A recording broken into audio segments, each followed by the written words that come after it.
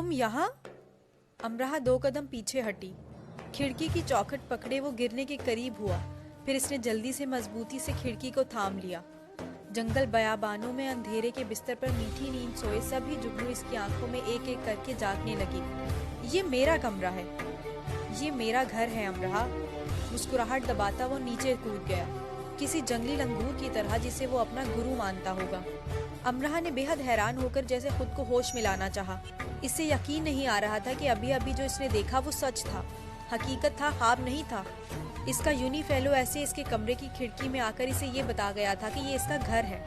इसने जल्दी से आगे बढ़कर खिड़की से सर बाहर निकाला। वो जरा दूर दूसरी खिड़की की तरफ लपक रहा था और बार बार घड़ी देख रहा था। आखिर वो क्या कर रहा था? ऐसे आधी रात के वक्त इसकी रिहाइश गाह के गिर्द पागलों की तरह कूद फांद रहा था। अमराह ने सर को जरा और आगे करके कहा, तुम क्या कर रहे हो? जाओ यहाँ से। इसकी आवाज पर वो रुक कर इसे देखने लगा।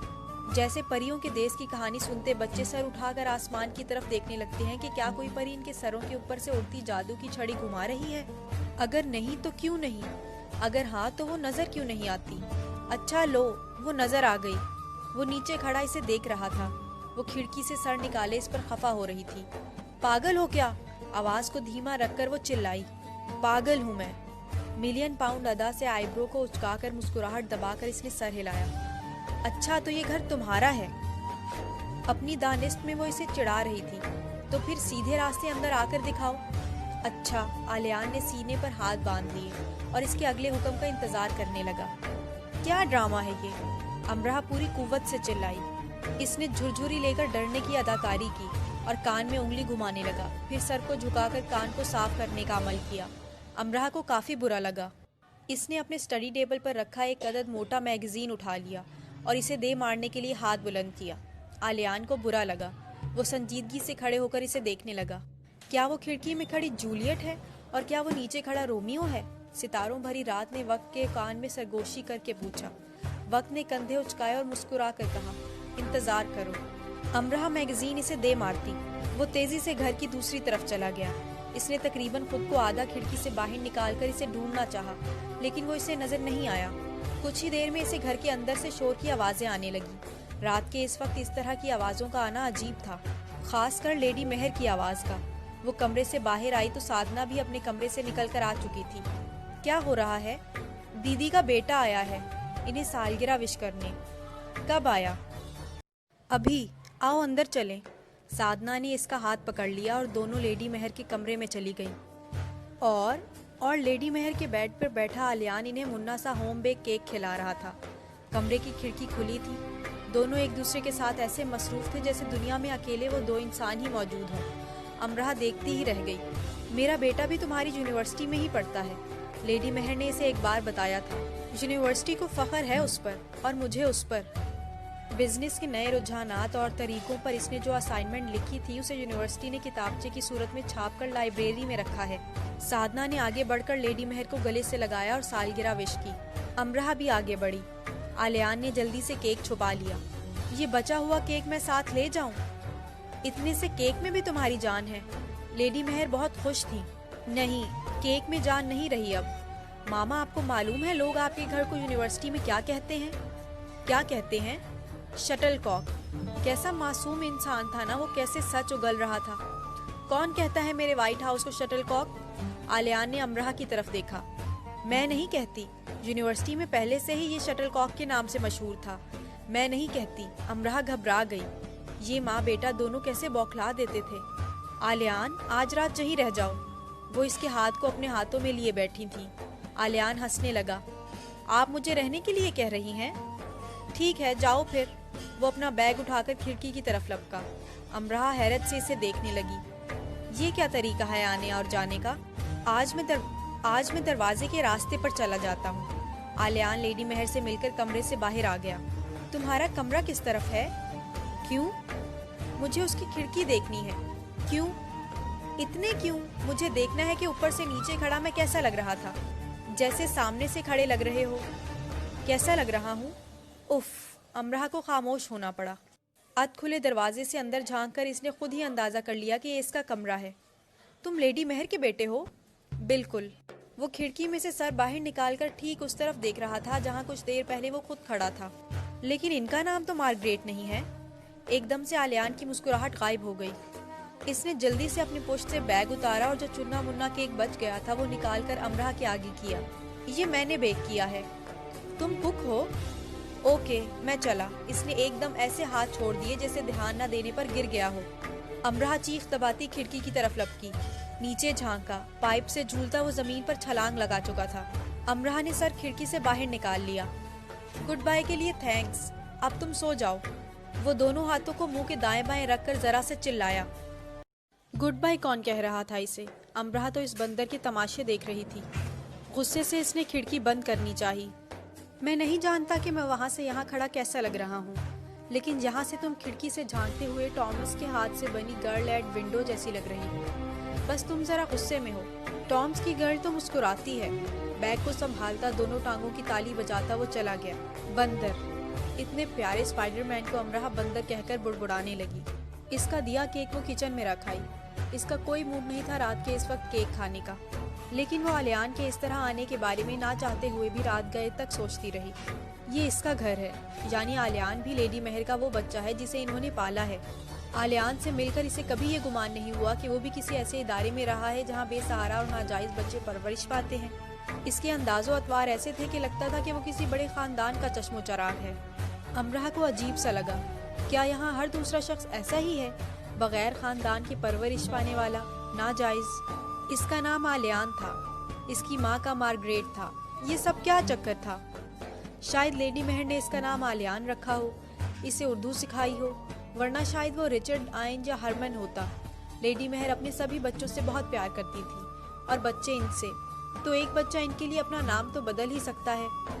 इनके बाकी बच्चे भी थोड़ी बहुत उर्दू बोल लेते थे। तो आलियान किसी की नाजायज औलाद है। इसे वालदैन के नाम पर सिर्फ माँ मिली, इसीलिए इसका सरनेम मार्गरेट है। आलियान इसका अच्छा दोस्त बनता जा रहा था। इसके बारे में ऐसी मालूमात होने पर वो इसके लिए अफसोस महसूस कर रही थी। सिर्फ अफसोस और कुछ नहीं। खुली खिड़की से ठंडी हवा अंदर आ रही थी। अमरा को इस व्हाइट हाउस में रहना बहुत अच्छा लग रहा था। इसका कमरा जो लेडी मेहर ने इसे दिया था काफ़ी बड़ा था। खिड़कियाँ कद आदम थी और कमरे की सबसे खूबसूरत बात यह थी कि खिड़की के ऐन सामने की दीवार पर किसी नौ आमूज खत्तात के कलम से सजी कुन फयाकून की हल्के रंगों से बनी पेंटिंग लगी थी। इसकी ज़िंदगी में कई अनोखे वाक़यात हो रहे थे। अच्छे थे या बुरे थे, लेकिन इसके लिए नए थे। वो खिड़की में आकर खड़ी हो गई और गैर इरादी तौर पर इस तरफ देखने लगी जहां आलियान खड़ा था। वो बहुत खूबसूरत और ज़िंदगी से भरपूर था। जिस फ्रेंच अंदाज से वो खफा होता था वो इसका ट्रेडमार्क था। फ्रांसीसियों को इससे सीखना चाहिए कि खफा कैसे हुआ जाता है। लेकिन अमरा ये नहीं सोच रही थी कि वो कितना खूबसूरत और ज़िंदगी से भरपूर है। यह यूनिवर्सिटी इसके लिखे को किताबी शक्ल में लाती है। वो तो इसके नाजायज़ होने के बारे में सोच रही है, किस कदर कराहत से। अगले सारा दिन डोर बेल बजती रही। लेडी मेहर के लिए इनके बच्चों की तरफ से दुनिया भर से तहाइफ आते रहे। इनका वक्त फ़ोन कॉल सुनते हुए गुजरा। और तो और सब अपने अपने घर अपनी अपनी जगह केक रखे बैठे थे और स्काइप पर लाइव लेडी मेहर को सामने बिठाए केक काट रहे थे। इधर लेडी मेहर केक काट रही थी।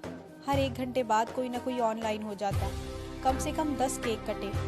अमरा के ऐश थे। केक खा खा कर वो थक चुकी थी। तहाइफ का इतना ढेर लग चुका था कि इसे लेडी मेहर पर रश्क आने लगा था। कैसी औलाद मिली थी इन्हें, जो इनकी नहीं थी और इनकी अपनी औलाद से ज़्यादा इनकी थी, जिनमें कौम, नस्ल, मजहब और रवायात का फ़र्क था।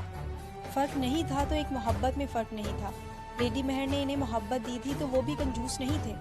रात तक जब आखिरी तोहफा भी आ चुका तो इन सब ने आतिशदान के पास बैठकर वो तहाइफ खोले। इतने बेशकीमत तहाइफ थे कि अमरा की आंखें खैरा हो रही थी। लेडी मेहर एक तोहफे को खोलती, इसे कितनी ही देर छूती रहती, अपने होंठों से लगाती और अपनी आंखों पर रख लेती। वो तहाइफ बिलाशुबा बहुत कीमती थे क्योंकि इन्हें बहुत मोहब्बत से ख़रीदा गया था। बे औलाद होकर भी एक खातून ने औलाद वालों से ज़्यादा खुशी पाई थी, और ये सिर्फ इसीलिए मुमकिन हुआ था कि इन्होंने इंसानियत की महराज को छू लिया था। इन्होंने रंग व नस्ल को मिटाकर इन सब को गले से लगाया था। वो एक एक तोहफे को खोलती और इसे भेजने वाले के बारे में इन्हें बताती जाती। देखो ज़रा मॉर्गन को, इतनी महंगी घड़ी मुझे भेज दी। मुझे इसकी ज़रूरत है या उसे? अब मैं कुछ कहूँगी तो नाराज़ हो जाएगी। हर साल मुझे पहले से महंगा तोहफा देती है। पार्ट टाइम जॉब करती है। जब घर आया करती थी तो मेरे दाएं कान के साथ अपना बायां कान जोड़कर सोया करती थी और अगर कभी सोते में इसका सर खिसक जाता तो उठकर फिर से मेरे कान से कान मिलाकर सो जाती थी। जाने इसे क्या ख्वाब था। कहती थी रात में ख्वाबों में जो कुछ भी आप सुनती हैं मैं भी वो सुनना चाहती हूँ। और अगले दिन उठकर मुझे बताया करती थी कि रात मुझे आने वाले सारे ख्वाब इसने भी सुने हैं। साथ साथ लेडी महर अपनी आंखों की नमी साफ करती रहती। ये बातें सुनकर तो अमराह को लग रहा था कि इसने मुल्क नहीं बदला, दुनिया ही बदल ली है। क्या दुनिया में लेडी महर जैसे और भी लोग हैं? ये डेनिस ने खुद बनाया है। इन्होंने लकड़ी के नफीस तख्ते को इन सब के सामने किया। तख्ते पर एक तस्वीर खुदी थी जिसमें एक औरत कुर्सी पर बैठी है। इसके सर पर फरिश्तों का हाला चमक रहा है और 10 बच्चे इस फरिश्ता सिफ्त खातून के सामने बैठे इसे मोहब्बत भरी नज़रों से देख रहे हैं। ये देखो क्या बना डाला डेनिस ने मुझे। आजकल जर्मनी में होता है, अपना बिजनेस कर रहा है और एक NGO भी चला रहा है। ये 12 साल का था जब एक रात मेरे पास रहा तो रात के किसी पहर अपने बिस्तर से निकलकर मेरे बेड के करीब आकर खड़ा हो गया। न जाने कब तक खड़ा रहा। जब अचानक मेरी आंख खुली तो मैंने देखा कि ये मेरे पास खड़ा मुझे टिकटिकी बांधे देख रहा है। क्या मुझसे ज़्यादा कोई औरत इस कुर्रा अर्ज़ पर ऐसी खुशकिस्मत होगी जिसे इसकी औलाद रातों को ऐसे उठ उठ कर मोहब्बत से देखती हो। बहुत देर तक लेडी महर सबकी बातें करती रही। फिर अमराह इन्हें इनके कमरे में ले आई। बेड साइड टेबल पर एक छोटी सी तस्वीर फ्रेम में रखी थी। वो पहले वहाँ मौजूद नहीं थी। ये आलियान ने दी है। लेडी महर तस्वीर को हाथ में लेकर इसे होंठों से लगाने लगी। तस्वीर हाथ से बनाई गई थी जिसमें आलियान ने अपने तखय्युल को दिखाया था कि वो लेडी महर को नौजवान और खूबसूरत कैसे देखना चाहता है। बहुत प्यार करता है मुझसे। इन्होंने अमराह को पास बैठने का इशारा किया। इन्होंने अपने सब बच्चों के बारे में बताया था। अब वो इसके बारे में क्यों न बताती। 18 साल का होने के बाद जब ये इदारे से निकला तो मैं इसे घर ले आई। ये मेरे दूसरे सब बच्चों में सबसे छोटा था और बचपन में बहुत रोया करता था। जब ये एक दिन और एक रात मेरे पास रहकर जाता तो मुझे बताया जाता कि वो वापसी पर बहुत डिस्टर्ब हो जाता है, रोता है, रात रात भर सोता नहीं, खाना नहीं खाता। फिर मैं जाकर इसे मिल कर आती, लेकिन इसे घर ना बुलाती। फिर ये बड़ा हो गया तो मैंने सोचा अब इसे अपने पास रखूंगी। वो घर आ गया और बहुत खुश था, बल्कि खुशी से रोता रहा। कई कई घंटे वो घर की दीवारों को, कमरों को देखता रहता, आतिशदान के करीब बैठा ऊँगता रहता और फिर रात रात भर टीवी पर एक्शन फिल्में देखता रहता। मैंने सोचा नया नया घर का माहौल मिला है शायद इसलिए, लेकिन कई हफ्ते गुजर गए, इसके मामूलात में तब्दीली ना हुई। दिन भर बाहर खेलता, रात को फिल्म और वीडियो गेम्स। मैंने इंतज़ार किया कि शायद वो खुद को बदल ले। वो बड़ा हो चुका था, अब इसे समझदारी का मुजाहिरा करना चाहिए था, जिंदगी में आगे बढ़ना चाहिए था, लेकिन वो मुझे मायूस कर रहा था। एक दिन जब शदीद बर्फबारी हो रही थी, मैंने इसके चंद गर्म कपड़े बैग में रखे और इसे चंद पाउंड्स देकर घर के दरवाजे के बाहर किया और इससे कहा, इंसान बन जाओ तो आ जाना, अपने घर को मैं तुम्हें बर्बाद करने नहीं दूंगी। फिर अमराह को बेतहाशा हैरत हुई। लेडी महर इतनी सख्ती से काम लेती रही थी। पूरा 1 साल मुझे इसकी कोई खबर नहीं मिली। ये तो मैं जानती थी कि वो बहुत जिद्दी है, गुस्सा भी बहुत आता है इसे, लेकिन मुझे ये मालूम नहीं था कि वो ऐसे मुझसे नाराज़ हो जाएगा। मुझे दुख हुआ कि शायद मैंने इसके साथ ज़्यादा ही सख्ती से काम लिया, लेकिन मैं क्या करती। मेरे घर का आराम और आसाइश इसे बर्बाद कर रहा था। मैं अपने घर को आग लगा सकती थी, लेकिन आलियान को ऐसे नाकाम होते नहीं देख सकती थी। लेडी महर के बेड के करीब काउच पर बैठे अमराह थोड़ी देर को चुप सी हो गई। इसके दोनों भाई लगातार फेल होते रहते थे स्कूल और कॉलेज में, लेकिन कभी इन्हें डांट के अलावा कुछ नहीं कहा गया था। बाबा इनका जेब खर्च बंद कर देते तो अम्मा चुपके चुपके इन्हें पैसे देती रहती, वरना दादी। आए दिन वो नई से नई मोटरसाइकिल बदलते, रात दिन बाइक चलाते, रात गए घर आते, और नहीं तो कंप्यूटर या मोबाइल के साथ मसरूफ रहते और अम्मा बाबा के सामने ये सब करते। लेकिन कभी इन्हें ठीक करने के लिए कोई हिकमत अमली नहीं अपनाई गई थी। और तो और अगर वो सो रहे होते और दादा इन्हें उठाने की कोशिश करते कि बहुत सो लिए, तो अम्मा और दादी दादा से लड़ने लगती कि क्यों उठाया जा रहा है इन्हें, बच्चे हैं, सोने दिया जाए। ये बच्चे हैं? दिन के 2 बज रहे हैं। काम वालों ने अपने दिन का आधा रिस्क कमा लिया है। इस उम्र में मैंने अपने घर की जिम्मेदारी उठा ली थी, दादा कहते। वो वक्त और थे, अम्मा बुरा मान जाती। वो अच्छे वक्त थे। मेरे अब्बा जी मुझे 100 जूते लगाते थे अगर मेरी आंख अज़ान फजर के बाद खुलती थी। मस्जिद के इमाम साहिब ने बच्चों को जल्दी उठाने की आदत डालने के लिए अज़ान फजर देने की जिम्मेदारी बारी बारी सब पर लगाई थी। समझदार लोग थे उस जमाने के, हिकमत से तरबियत करते थे। मेरी माँ तंदूर पर रोटियां लगाती तो मेरा बाप मुझे तंदूर के पास बिठा देता, कहता तुझे भी तो पता चलना चाहिए कि तेरी माँ कैसे झुलस कर तेरे लिए रोटी पका रही है। मेरे अब्बा जी के नहाने की बाल्टियाँ मेरी माँ मुझसे भरवाती, कहती तुम्हारे लिए मेहनत मुशक्कत करके आता है, इसकी धूल मट्टी साफ करने की मुशक्कत तुम करो। अगर हमारे माँ बाप हमारे चाउन चोचले ही करते रहते तो वक्त की सख्ती ने हमें पीस कर रख दिया होता और हम चलने से पहले गिरने जैसे हो जाते। बस बस। दादी को हमेशा दादा का लेक्चर बुरा लगता। दादा के इस लेक्चर की समझ अब अमराह को आ रही थी। फिर क्या हुआ? अमराह को बहुत दिलचस्पी हो रही थी इस किस्से में। मुझे इतना तो यकीन था कि वो महफूज होगा, लेकिन कभी कभी मुझे बहुत डर लगता। फोन बजता तो मेरा दिल सहम जाता। मेरे कान डोरबेल की आवाज़ पर लगे रहते। लेकिन पूरा साल बीत गया, इसकी कोई खबर ना मिली। एक रात मैं सो रही थी तो किसी ने मेरा लिहाफ उठाकर बादाम के छोटे से केक पर एक मोमबत्ती जलाकर मेरे आगे किया। वो आलियान था। वो खिड़की के रास्ते मेरे कमरे में मुझे सरप्राइज देने आया था। ओह, तो ये रवायत अब तक कायम है। हाँ, लेडी महर मुस्कुराने लगी। लेकिन अब कुछ ऐसे कि मैं अपना कमरा बदल लेती हूँ। वो एक एक खिड़की फलांगता झांकता आता है। इस रात इसने मैनचेस्टर यूनिवर्सिटी का स्टूडेंट कार्ड मेरे आगे रखा। मैं इंसान बन चुका हूँ, इसने फ़ख्र से मुझे बताया। यूनिवर्सिटी ने इसे स्कॉलरशिप दिया था। लेडी महर ने अपनी आंखों की नमी साफ की। इसने मुझे मायूस नहीं किया था। जब मैंने इन सब बच्चों को गोद लिया था उस वक्त मैंने खुद से वादा किया था कि मैं इन्हें बेहतरीन इंसान बनाऊंगी। मुझे कोई भी रास्ता अपनाना पड़े दरेग नहीं करूंगी। एक औरत की गोद में जब बच्चा आता है तो इस पर नबियों और वलियों जितनी बड़ी जिम्मेदारी आयद होती है। एक ऐसा फ़र्ज जिसमें गफलत की गुंजाइश नहीं है। जब एक इंसान को परवरिश के लिए, तरबियत के लिए एक दूसरा इंसान दिया जाता है तो जैसे कुल इंसानियत की लगामें इसके हाथ में दे दी जाती हैं कि इसे इब्लीस बना दो कि कुल इंसानियत के लिए वबाल बन जाए, या वो बंदा बशर जो अपने आगे और पीछे और दाएं और बाएं खैर की रोशनी बिखेरता चला जाए। सारे इंसान खैर होते हैं अमराह, बस इनकी परवरिश के जो गहवारे होते हैं वो इन्हें कुछ का कुछ बना देते हैं। ये सब फूल होते हैं, बस हम ही इन्हें तोड़कर मसल कर अपनी मर्जी के कीचड़ में फेंक देते हैं। वीरा को प्लेट लेन पर वाक़ई गैलरी ऑफ कॉस्ट्यूम जाना था। पहले इसने अमराह के लंबे बालों की लटों को गोल गोल बल देकर मखसूस रूसी अंदाज में गूंधा। फिर इसे साथ चलने के लिए कहा। मैं साइकिल पर नहीं जाऊंगी। क्यों? अभी भी डरती हो साइकिल पर बैठने से? जैसे तुम चलाती हो कोई भी हमेशा के लिए डर सकता है। यूनिवर्सिटी तक ठीक है, कहीं और जाना है तो सबवे या बस। ठीक है, दोनों बस में आ गईं। मौसम बदल गया था तो वीरा लॉन्ग शूज पहनने लगी थी। चुस्त जीन्स, जैसे जंगल में शेर के शिकार के लिए जा रही हो। बालों के नित नए स्टाइल बनाए हुए वो अपनी आंखों को ऐसे चौकन्ना रखकर चलती जैसे किसी खुफिया एजेंसी की एजेंट हो। अमराह को इसके साथ चलते हुए ऐसा एहसास होता जैसे वो इसकी बॉडीगार्ड है और कोई अमराह को कोई भी नुकसान नहीं पहुंचा सकता। वो दिल ही दिल में ख्वाहिश करती कि काश वो भी वीरा जैसी हो जाए। इसने वीरा से पूछा नहीं, खुद से ही सोच लिया कि वो खरीदारी करने जा रही है कपड़ों की। लेकिन गैलरी पहुंचकर इसे अंदाज़ा हुआ कि शायद वीरा यहाँ अपने किसी आर्टिकल के लिए मवाद इकट्ठा करने आई है या अपने ब्लॉग के लिए कुछ तस्वीरें लेने। जिस बारीक बीनी से वो मलबूसात का जायजा ले रही थी वो आम अंदाज नहीं था, वही एजेंट का सा अंदाज। तुम्हारा यहाँ चोरी करने का इरादा तो नहीं है ना? आवाज़ को आहिस्ता रखकर अमराह ने पूछा।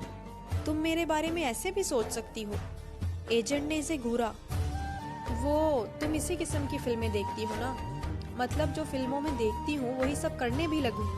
मुझे यकीन दिलाओ कि पाकिस्तान में सब तुम्हारे जैसे नहीं है। अमराह ने मुंह फुला लिया और ऐसा अंदाज अपना लिया कि अब वो वीरा से कोई बात नहीं करेगी शाम तक, बल्कि रात तक। अपना ये मुंह ऐसे ही फुलाए रखना, लेकिन खोलना मत। मैं यहाँ मखसूस तर्ज का एक लिबास ढूंढने आई हूँ। जब वो मिल जाएगा तो बाकी की तफसील भी बता दूंगी। तुम चाहो तो अलग से गैलरी को देख सकती हो। फारिग होकर मैं तुम्हें ढूंढ लूंगी। वीरा चूंटी की रफ्तार से एक एक शोकेस के आगे से सिरक रही थी। वो दोनों इस वक्त 18s के सेक्शन में थे। ना सिर्फ मैनचेस्टर बल्कि पूरे बरतानिया में दी गैलरी ऑफ कस्टम हाउसेज अपनी इनफरादियत में यकता हैसियत की मालिक गैलरी है। गैलरी 20,000 से ज़ायद आइटम रखती है। लेट 17 से अब तक के फैशन के मर्दाना, जनाना, बचकाना कपड़े, जूते, जेवरात और ऐसी ही दूसरी चीज़ें बड़े पैमाने पर कॉस्ट्यूम हाउस में नुमाइश के लिए रखे गए हैं। यानी ये हाउस ऐसी सब चीज़ों का जदीद तर्ज से सजा अजाइब घर है। जाहिर है जो देखने से ताल्लुक़ रखता है, ख़ास तौर पर 17s, 18s, 19s के हिस्से देखने से ताल्लुक़ रखते हैं। यकीन नहीं आता कि कभी यूरोप में भी ख़वातीन ने दस्ताने पहने थे। स्कार्फ के इस्तेमाल को लिबास की तरह ज़रूरी समझा जाता था। ऐसे घेरदार लिबास पहने जाते थे कि असल जिसामत के बारे में अंदाज़ा नहीं लगाया जा सकता था।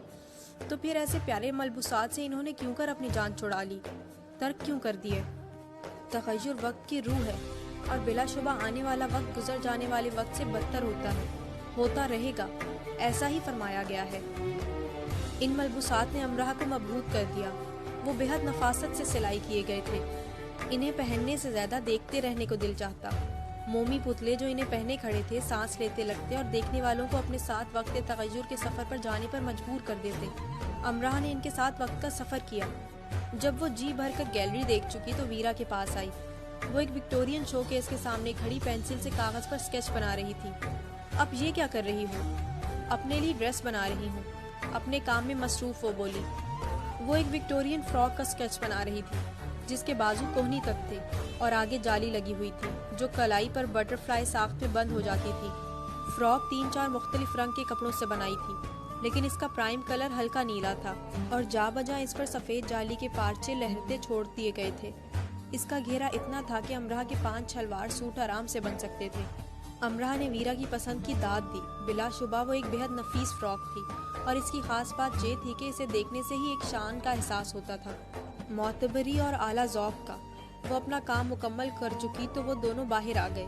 अमराह के पास मजीद 2 घंटे थे, फिर इसे अपनी जॉब पर जाना था। कैसा है? वीरा ने स्केच इसके आगे किया। ज़बरदस्त। पर इसका क्या करोगी? बहुत ही ख़ास दिन पहनूंगी। अपनी शादी पर? इससे भी ख़ास दिन। शादी से बढ़कर ख़ास दिन और क्या हो सकता है?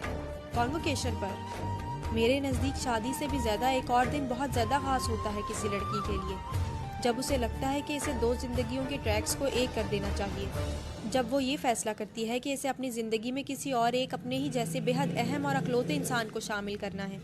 यानी वो वक्त जब 2 लोग बिलाखिर ये तय कर लेते हैं कि इनमें बादशाह कौन है और मलका कौन। आखिरी फिक्रा वीरा ने निचले लब का कोना दांतों में लेकर शरारत से छोड़ते हुए कहा। जब तुम्हें कोई प्रपोज करेगा उस दिन? वीरा दिल खोल कर हंसी। यहाँ मैंने थोड़ी सी तब्दीली कर दी है। जिस दिन मैं उसे प्रपोज करूंगी उस दिन, जिस दिन तुम मुझे इसने स्केच की तरफ इशारा किया। देखो समझ लेना मैं मार का सर करके आई हूँ। अमराह को इसका एतमाद अच्छा लगा। वो जानती थी इसे प्रपोज किया नहीं जाएगा, बल्कि ये अहम काम वो खुद करना पसंद करेगी। एक फ्रॉक अमराह को भी बहुत पसंद आई थी। वो हल्के गुलाबी रंग की थी जिस पर हल्के नीले सुर्ख पीले परों वाली तितलियों को ऐसे बनाया गया था जैसे वो एक दूसरे के आगे पीछे भागती दौड़ती शरारतें करती खेल कूद की हद करती हों। अमराह इस फ्रॉक को अपने सबसे ख़ास दिन अपनी शादी के दिन ज़ेबतन करने की ख्वाहिश को अपने अंदर पैदा होने से ना रोक सकी। ये ख्वाहिश अचानक इसके अंदर जागी, वरना इसने कभी अपनी शादी के बारे में कुछ भी नहीं सोचा था। इसने तो कभी उस शख्स के बारे में भी नहीं सोचा था जिसे कभी तो इसकी ज़िंदगी में आना ही था। इसकी मंगनी हुई तो भी इसे कोई दिलचस्पी पैदा नहीं हुई थी कि वो कौन शख्स है।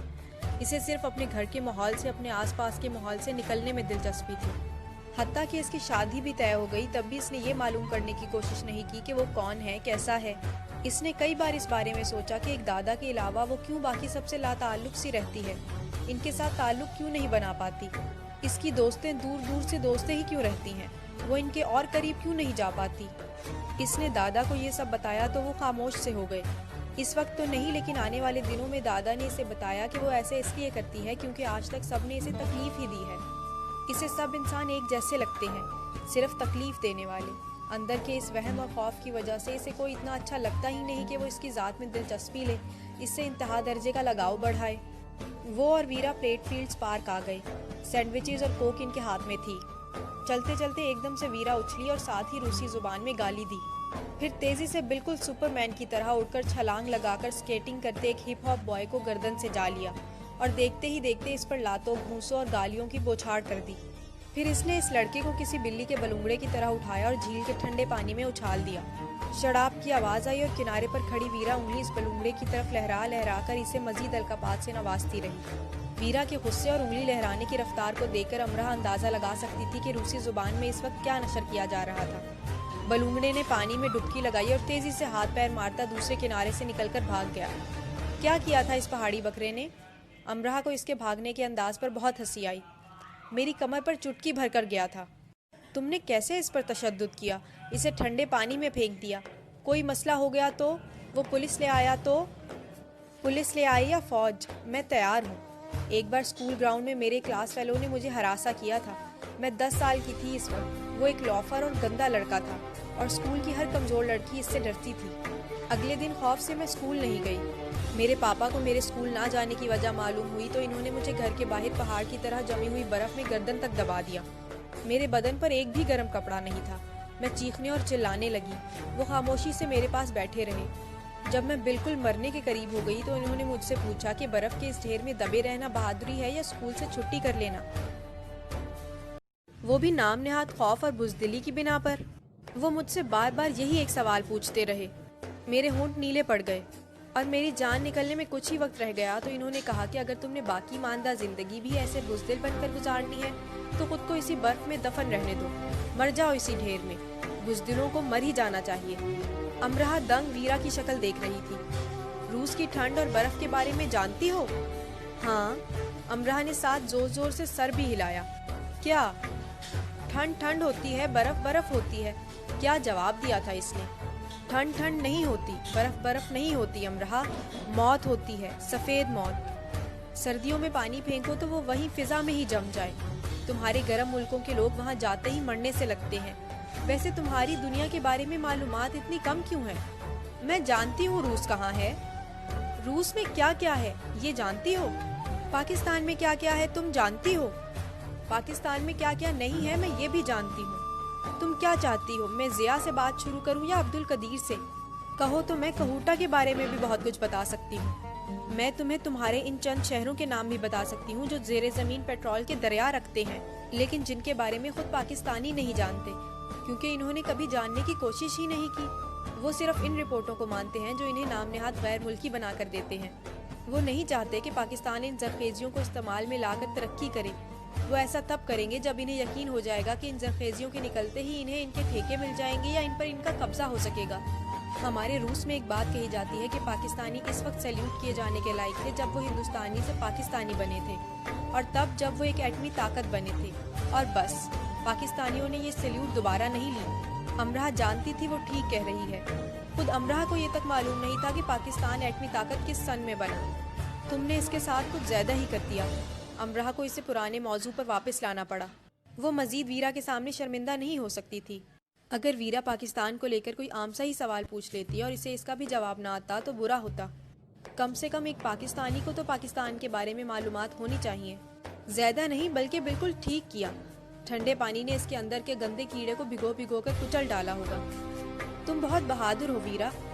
अगर मुझे ऐसे बर्फ में दबाया ना जाता तो मैं कभी ऐसी बहादुर ना होती।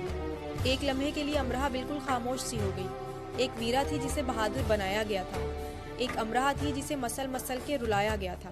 वो दोनों इंसान थीं, लड़कियां, लेकिन इनमें से एक कई गुना मजबूत और कई कदम आगे थी और दूसरी कई गुना कमजोर और बहुत पीछे थी। दोनों इंसान ही थीं, फिर भी बराबर नहीं थीं।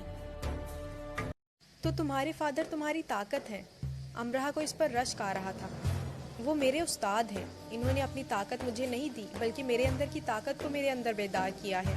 जब एक बाप अपनी बेटी के अंदर इस ताकत को बेदार करता है तो वो जिंदगी के हर बड़े मैदान में फातेह बनने के लिए अपनी बेटी को तैयार कर लेता है, और ये पावर सिर्फ एक बाप अपनी बेटी को दे सकता है।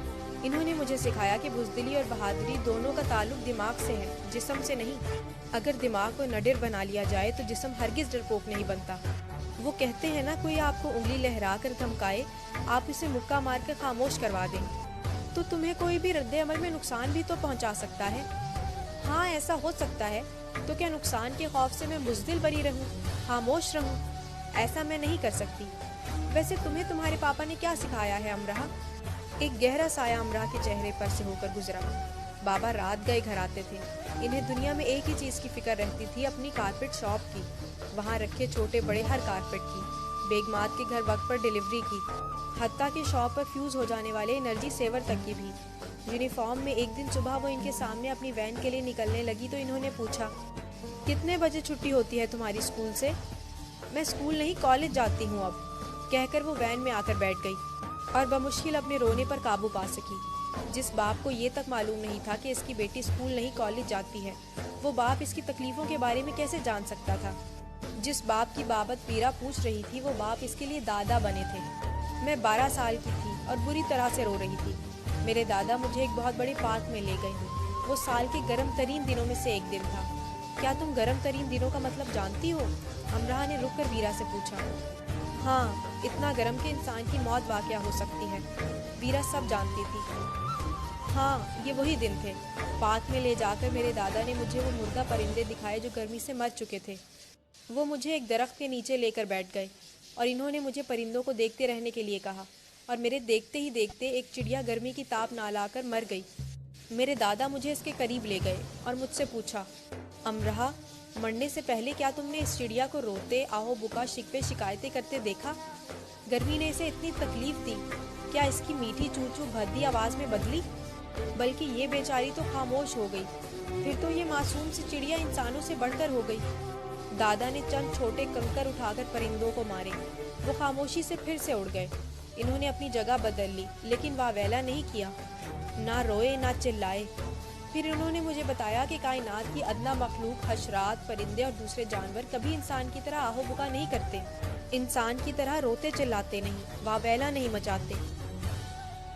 लेकिन कायनात की अरफा वाला मखलूक इंसान जे काम बहुत शौक से करता है। ऐसे गला फाड़ता है, सीना को भी करता है, जैसे कायनात के रब ने जुल्म के, दुखों के सभी पहाड़ इस पर तोड़ डाले हैं। एक अकेला वही तकलीफ उठा रहा है। वो ये नहीं देखता कि ये दुख, ये तकलीफ इसे कितना फ़ायदा दे रही है, इसकी उस्ताद बनी इसे क्या क्या कुछ सिखा रही है। बस वो रोए चला जाता है। तो तुम्हारे दादा के पास सारी मशरी की हिकमत है? नहीं, इनके पास सब्र और इल्म है थोड़ा सा। वो एक अच्छे उस्ताद रहे हैं और मैं एक बुरी शागिर्द। हम अपने उस्ताद को वहाँ नाकाम कर देते हैं जब हम इसकी सुनते हैं, लेकिन मानते नहीं। हर दिन हर रात वो मुझे ऐसी ही बातें सुनाते, लेकिन मैंने तो अपने वजूद को जैसे पत्थर का बना लिया था। कतरा कतरा सूझबूझ की कोई भी बूंद इस पर असर नहीं कर रही थी।